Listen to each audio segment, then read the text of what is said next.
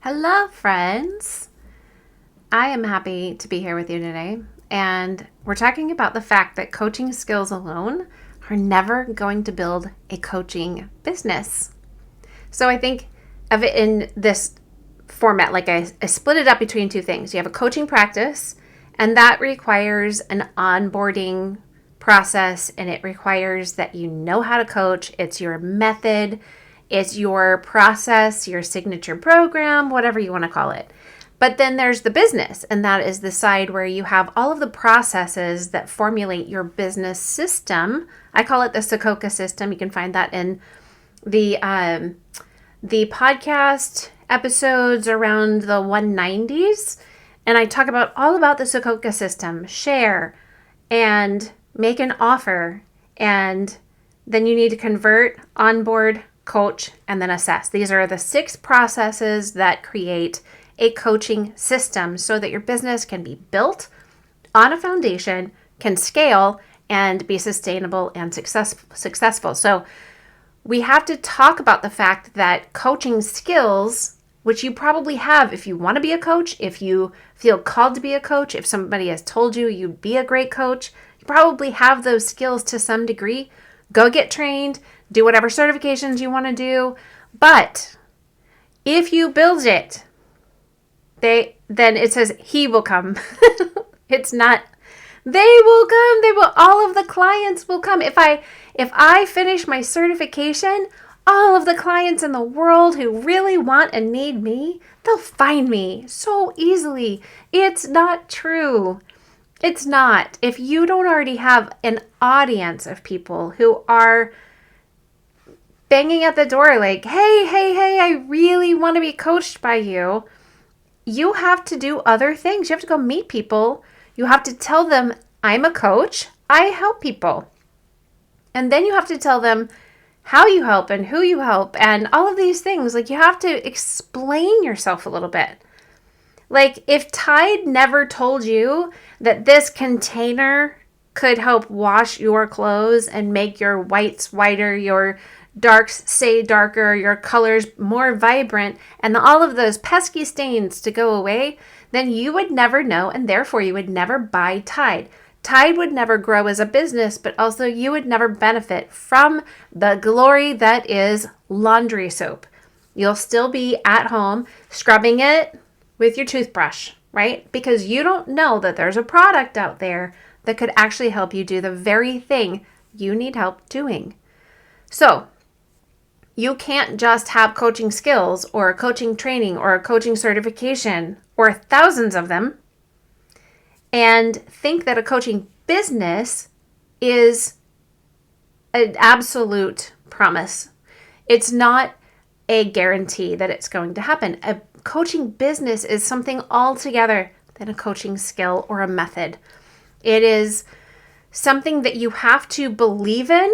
You have to go put the hat on. So right now you're probably wearing what I would call headphones. You know, you put your headphones on, you're like, ooh, I'm a great listener. And when I listen, I feel more curious. I ask really great questions. Ooh, I can see a strategy. I see. They're at point A. Yeah, they want to go to point B. Okay, this is great. Yeah, so I totally believe that you can go from point A to point B and I can help you. Yeah. Okay, so you want that? Great. What's your obstacles? What are your resistance points? Oh, what's your true goal? Ah, I see. And as a coach, you're like, I'm so awesome at this. And when I coach people, I put those headphones on and I feel so alive with those headphones on. And then when people get it and they're just like, hey, wow, you're so right. I just love those aha moments. Oh, I love when they get transformation. Completely different than the captain's cap, right? So as a business owner, someone who communicates that you're a coach, communicates to people that there is an offer available that they can partake of, that they can invest in their lives by hiring a coach.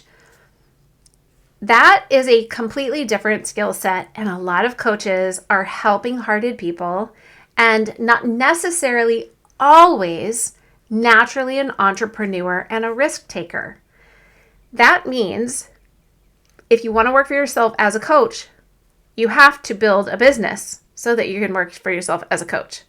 If you wanted to work for yourself, you have to build your own business no matter what you do, no matter what service or product you offer, you're going to have to build a business.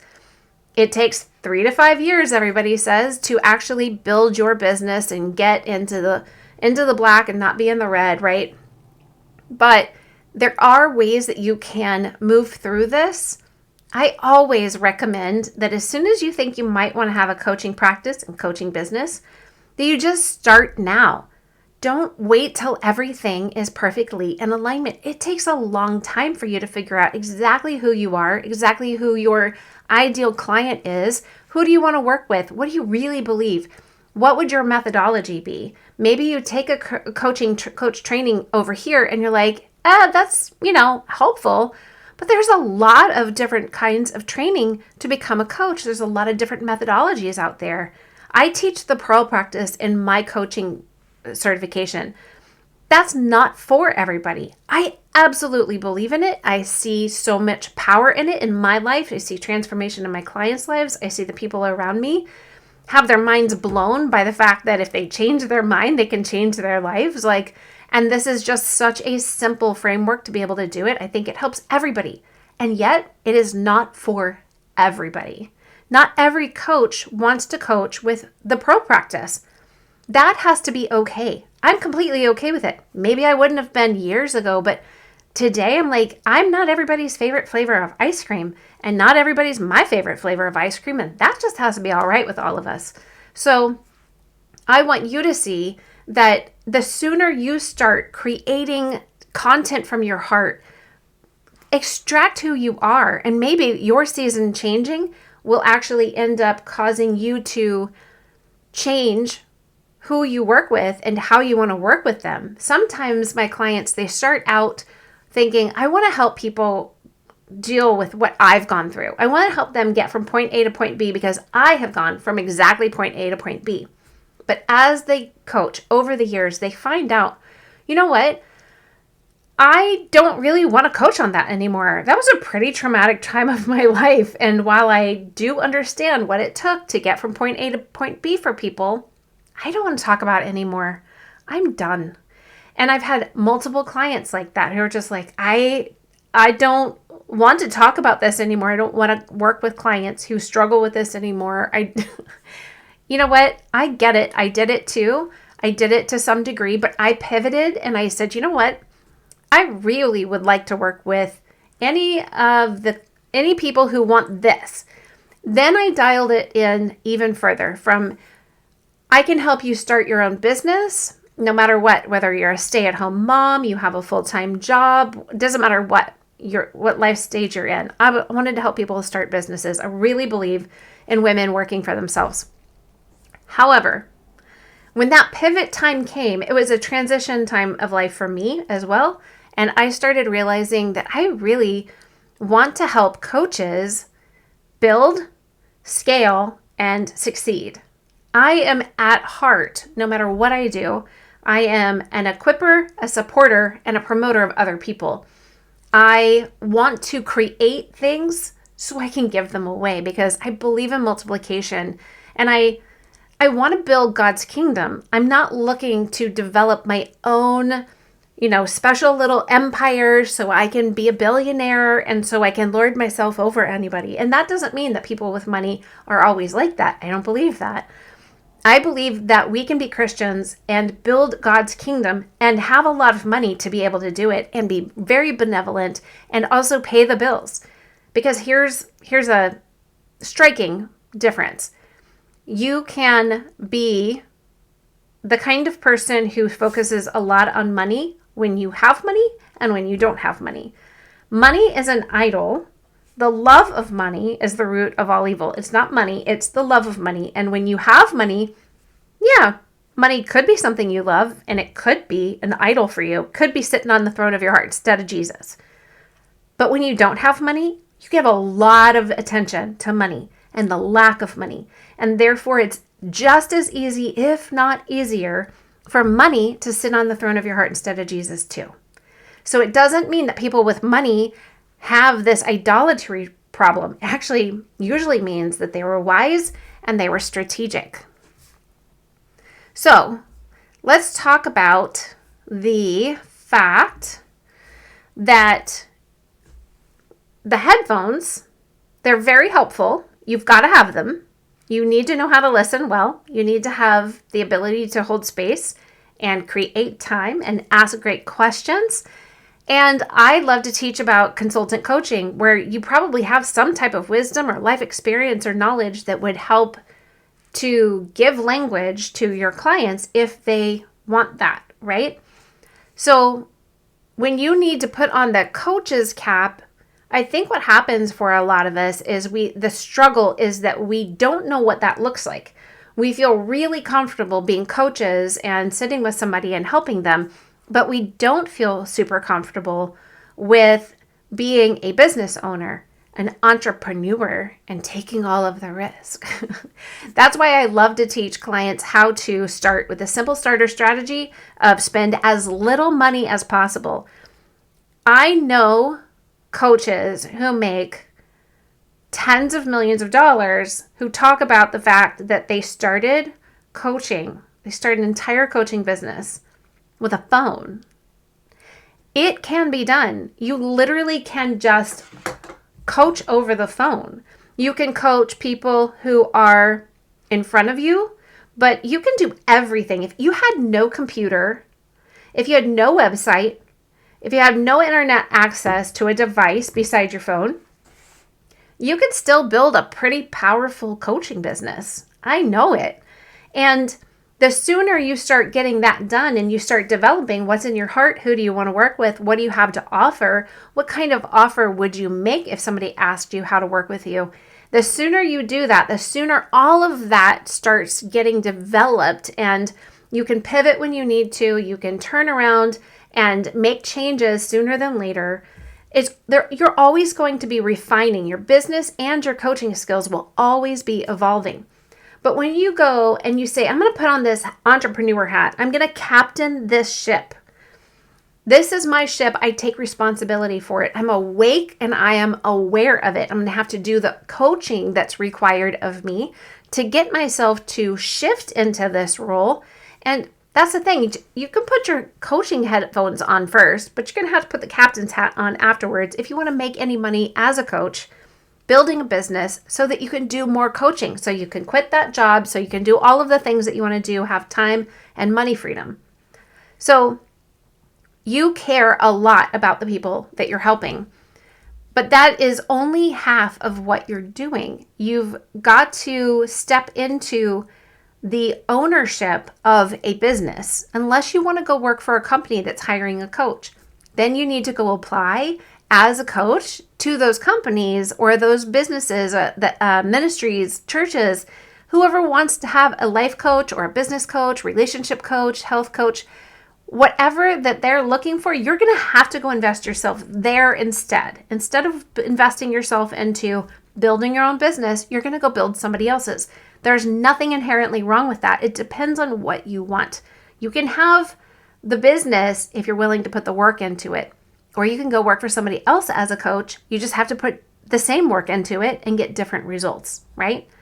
So inside the session, like the captain's cap kind of comes off.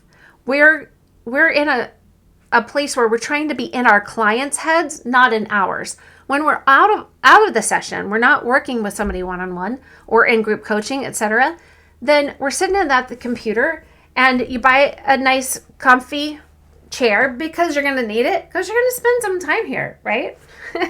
And you need to be able to have the skills, the processes, the capacity to do all of the grunt work and wear all of the hats for a while till you can afford to hire somebody else to help you.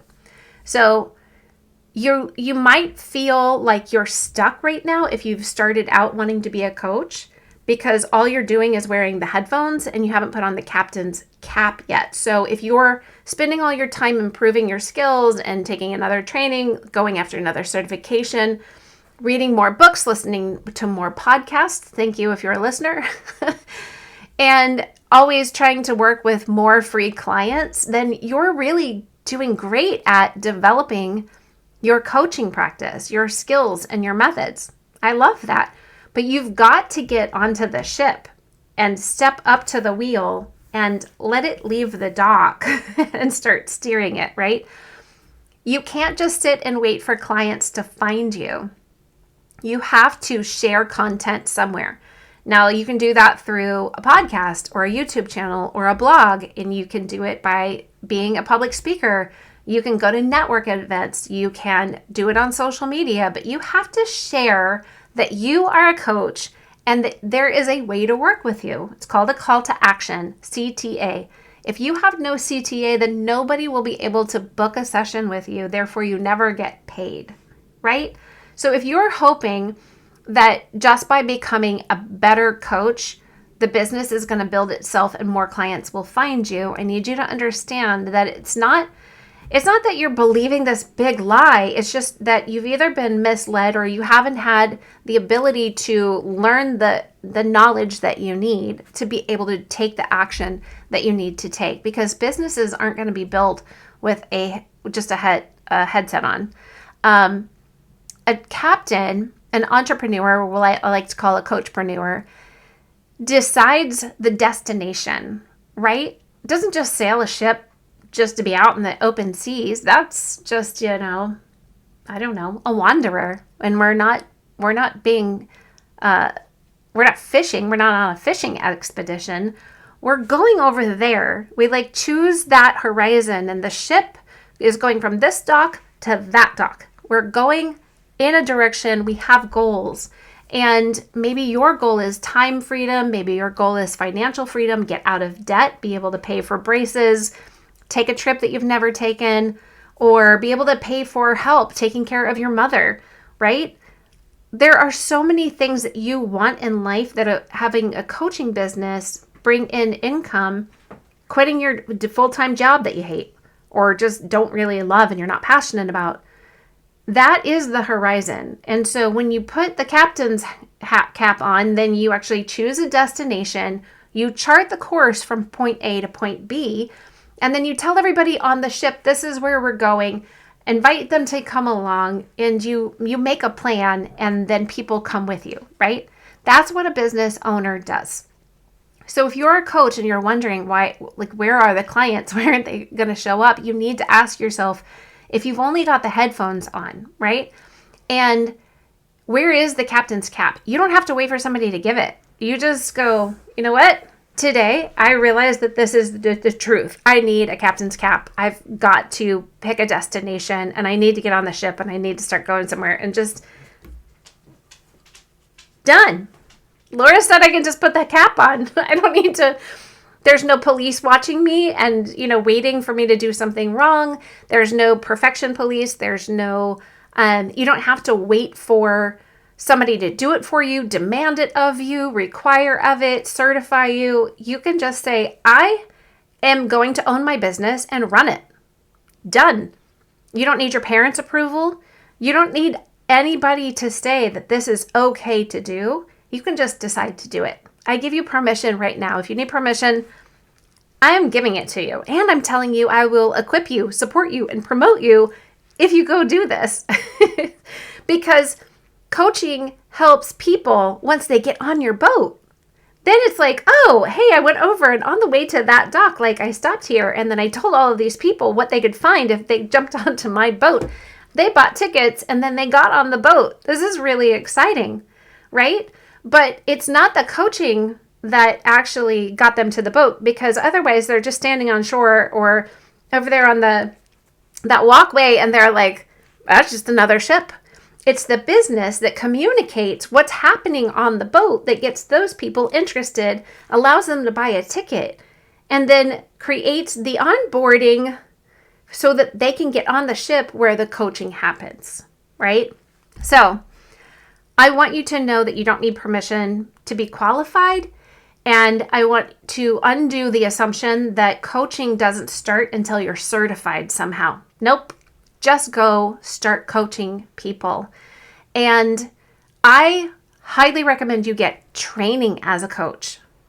But the certification at the end of the training does not say anything about your identity or your calling or your skill set. And don't put your hope in a piece of paper. No matter who gives you that piece of paper, including me, your hope and your truth and your identity does not come from that piece of paper. It comes from the Lord alone. I have been coaching since I was 13. That was the first time I remember having a conversation where I would go, that was coaching. I've been coaching as a mom, as a ministry leader. I've coached at church. I've coached at jobs. I've coached my friends. I've coached my family. I apologize to all of you who didn't actually want me to coach you when I did coach you anyway. Thank God for the clients who actually sign up because they want what I have to offer. That makes me so happy.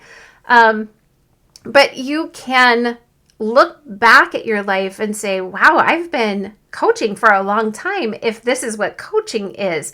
Because you have to redefine, what does coaching look like? If it doesn't mean I have to have a website or a business card, if it doesn't mean I have to have a certification on the wall, what does it mean? It's not performance. It's not motivational speaking. It's not the same as counseling. It's not the same as consulting. It's not the same as teaching, right? It's guiding other people in front of you, being inside their heads, not yours, and guiding them to think clearly and feel fully and act intentionally. That's what I would say. There's a distinction between just doling out advice and telling people what to do and helping them shift their deeper belief system so that their whole paradigm will shift. If we shift the paradigm, the emotions change, which means the actions shift, which means we get different results and ultimately culminate in a different legacy. So informal influence is legitimate evidence that you're called to coach, that you're wired to do this thing. If you're looking for proof, don't go looking for somebody to write a letter and suggest to the New York Times that you should be a coach. Don't wait for a doctor to tell you, gee, if you don't do this now, I don't know if you'll have time. Don't wait for that. The informal influence that you have in the lives around you and the intangibles, they are legitimate evidence of your calling and skill as a coach, right? If you're curious about other people, if you're willing to take time to hear them out, if you are able to help people think and feel and take steps towards something, if you care about their lives being healthy and whole, and if you're wise enough to see that not everybody is like you, it's special that you're like this. Not everybody's like this. How many coach kind of people do you have in your life doing what you do? I'm going to bet that you probably don't know a lot of people like you who give you what you pour out to other people. You're probably coaching people without calling it coaching, especially if you're already in the helping industry like hospitality, teaching, nursing, things like that. If you're a leader anywhere, if you're managing people, if you're developing strategies, there's probably some form of coaching that you've been doing for the people around you. So other people probably look for you to help them, like get a new perspective. If they are in some kind of life transition, if they're in a crisis, if they want something that they don't have already, they might actually seek you out and see, or if you've done something that they want to know how to do, they're going to ask you. You probably instinctively ask questions that are curious and clarifying when people are talking, and you're looking for what's happening underneath, like the underlying belief system, the paradigm, not just the surface problems, I hate this, and blah, blah, blah, blah, blah. You're looking like, really? What is it about that you hate? Like, you're probably asking questions like that already. And if you're not asking them verbally, you're still probably thinking them. And you probably help people see options instead of just telling them what to do. But if you do just tell them what to do, it doesn't mean you're not a coach or you couldn't be one. It just means that you just need to know how to ask them if they want help figuring out what to do without necessarily becoming the consultant or the boss or the teacher that tells them what to do, right? And if you're energized by people finding the breakthrough and getting the transformation, that's pretty much a legitimate sign that you love coaching. So you just haven't been paid yet. That's all. That's what this is. Captains get paid to captain the boat because people pay to get on the boat. But a coach who floats on a boat without any clients, they're not getting paid. So it's probably because you haven't seen coaching as a legitimate profession, and you might have some messaging like family or culture or even church messaging about what it looks like to do real work. I remember my dad once told me like I needed to get a real job, but I was a waitress and I loved being a waitress and I made really good money because I'm a helping kind of person, and I loved to see what do people need and how can I serve them so that they leave happy. All through my waitressing, like 10 years in the restaurant business, I coached people, the people I worked with and the people at my tables. I just was always offering, oh, well, have you thought about this? Or, ooh, I heard you saying, maybe you want to try X, Y, and Z. When asking more questions about what's been beneath that. Oh, you want to go become like a doctor. Is that because that's really deep in your heart? Or is there anybody in your family that's a doctor that thinks you should be one? I'm just always asking questions. It was so annoying to the people who didn't think that they wanted a coach and didn't ask me to be their coach. But now I know how to actually put it into a container and make that vessel like go the way that it needs to go, right? You also might have some fear around the money stories, like charging money for your wisdom, for your time, and for what a lot of coaches just think is talking. And I understand that, but that's the reality is not true, right? So there's also just a lack of structure around what you're already doing naturally. And I always talk about being stuck in the church parking lot where somebody would grab me and just extract as much as they could while my kids are sitting in the minivan hot waiting to go to the grocery store on the way home or go get lunch or something. And somebody is just like, I'm coaching. And then they don't ever put anything to good use because I didn't put structure around it. I just let them take whatever they wanted. But the problem is they weren't invested in themselves actually taking action to make change. So every week they would likely have the same problem and thinking just by talking and debriefing on me, it's going to change something. But having a structure around that actually moved the needle, not just for them, but for me. And there's informal coaching that is more relational and spontaneous and unstructured. And I so appreciate that. And I do that. But I limit it now. And I have a benevolence plan of the kind of people that I do offer that to. And also I know how to say no now. I never stand in the parking lot anymore. I can give them direction about, hey, if you really need to work with me, this is how you can do it. But I can't stay in the parking lot. Like I'm on my way somewhere. But thank you. I would love to work with you. I can totally help you. Then there's the professional coaching that has an intentional container. You actually create, you have a ship, you've built a ship, you get on the ship, and there's an actual container and defined outcomes. You have a code of ethics, you have ethical boundaries around how you offer your coaching. Your structure, it will increase the amount of impact you have on somebody and the sustainability of your coaching. So if somebody is actually invested versus getting it for free in a parking lot, that structure of here's the call to action, click this link, book a free consultation, let's talk this through, pay for a coaching package for the next 6 months, this is where we're going, or the next 10 sessions. This is what we're going to do, and this is your point A, and this is the point B we're working towards, and this is going to be awesome. It means that they're at a higher level of engagement, and the things that they're doing aren't compulsory, but they're also not so spontaneous that they're not really going to do anything with it. And the compensation that you get actually reflects the amount of value, not the amount of time that you spend with somebody, but the amount of value that you create for them and the responsibility that both of you carry in the coaching relationship. There's a lot of mindset barriers. We're always coaching on mindsets and money stories around charging, receiving. A lot of us have a problem with receiving. And that is actually one of the biggest struggles, especially as women And Christian women, we tend to struggle with receiving, especially when it comes to money. We're not used to it a lot of times. But the belief that helping should be free, or that something as a Christian should be free. What if the owner of Chick-fil-A said, you know what? I'm a Christian. I'm just going to let you have all that chicken and all that tasty sauce, and I'm going to let you have all those nice waffle fries completely free.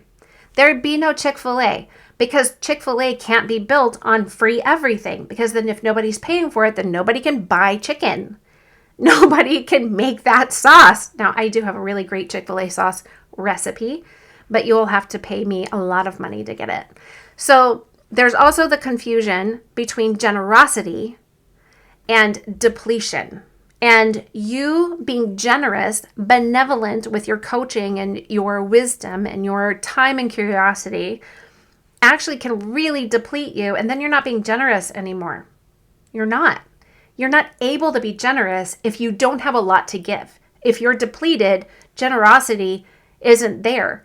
You're like when somebody sucks all of the helium out of the balloon. You're just like, I'm a great coach. You guys should hire me. I have so much to give. You also, might struggle with reframing income as stewardship. Instead of looking at it like money is, if you get money, you must be greedy. You must love money. I want to pay the bills doesn't mean I love money, because I want to pay the bills and I want to be able to do more of what God's called me to do. It doesn't mean I'm greedy. It doesn't mean I'm selfish. And it doesn't mean I'm evil. It means that I'm wise and I'm strategic and I'm a good steward of the gifts and the callings that God has placed inside of me to help other people like you. It doesn't mean greed.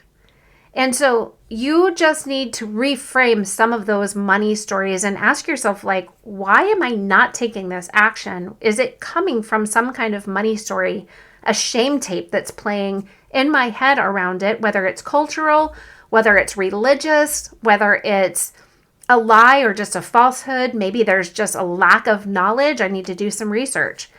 And I want you to think about identifying the strengths that you carry. Like, what have you done in your life? What have you done to go from point A to point B? What made it possible for you to be the captain of this particular ship? Why would those people want to get on this ship? There's other ships out there, right? And the coaching industry is not saturated. So if you ever hear that, don't believe it. It's just another, it's just like this other mantra or motto people say. There are not enough great coaches that are going to stay consistent and build their business enough that they can help. There's a lot of people in the world. And if everybody could benefit from having some kind of coach in their life, then there's just not enough coaches, right? Because some of us have to, be farmers, put food on the table.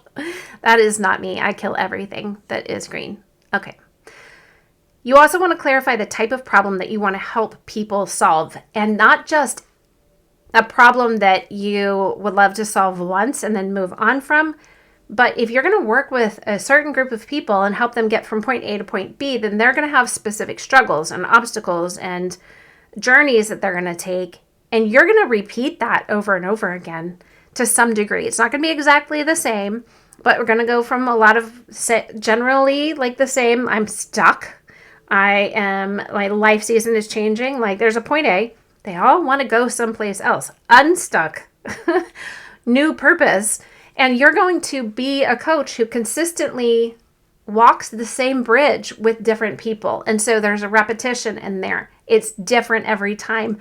But you have to think about the type of problems that you want to repeatedly help people solve. And start defining some language for your process, which is why I say start right now.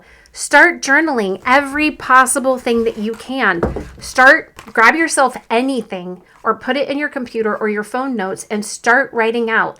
Gosh, I would love to help somebody do that. If you see somebody struggling with something, or you have a thought that maybe they're worried about this, or maybe they wish they had that, write it down and ask yourself, how would you help that person? You don't even actually have to say anything to them. Maybe you'll never help them, but write it down for your own thought process and start building out. What would I start telling people? How would I help? What would I teach if I was going to teach like I teach on my podcast? I'm teaching. I'm not coaching. There's no client, so I can't be coaching anybody because there's not another breathing, living human being in front of me. So you can't coach if you don't have a client. Then you're just talking, or you're teaching if people happen to be learning. So I'm teaching you right now. I'm not coaching you.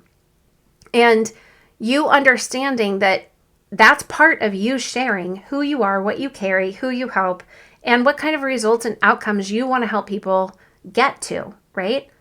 So it's okay for you to start putting that down and letting it come out of you. And it's a kind of you starting to go from default or accidental, like I'm accidentally poured the pitcher, like I dumped the pitcher onto somebody's head. Like I'm influencing people accidentally. I don't even mean it. I'm in the church parking lot or the aisle at the gas station or whatever. Go to intentional designing and intentional creation of a container to put what you carry inside of it. So think about and answer these questions for yourself. Where am I already acting like a coach and functioning like a guide for somebody? Have I helped create any type of outcome for other people so far?